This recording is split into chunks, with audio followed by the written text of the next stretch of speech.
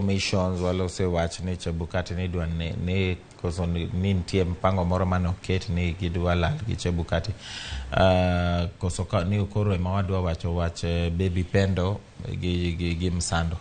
nikech mano gima gino dhi timo dhi kelo mayienga moro ma ok ber Kenya kae sani nikech ineno ni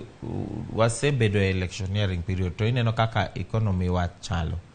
gima je dwaro sani en kaka ginyalo yudo gima gichamo kaka ginyalo dhi e puothe gi kaka ginyalo dhi nam gi yud rech gi yud market maber mondo at least wabed gi dongruok but ka wadwa wacho ni koro wadwa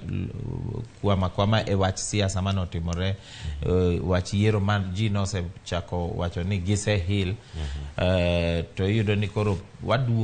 waduoko ji e lit moro moko nego bed ni waduoko ji nikech lit machal kamano ibro yudo ni koro bro yao gik mang'eny kabisa to be ok ber gi serikal nikech mano koro wadoka ndalo mane wantie last year September to kapar ka mano e gima jo Kenya dwa sani nikech ng'ama kata ka ng'ato nokoyombo osebedo sworn in en osekawo telo to odhi adhia mbele gi telo ka dwa wacho ni koro nitie kaka wadwa nono gigo ni wadwa wacho ni Raila no yombo to ng'ani mano koyombo to koro telo osedhi kamacha koro ing'eni mano bro kelo gwenyruok ma ok ber Kenya kai again gima kendo anyalo wacho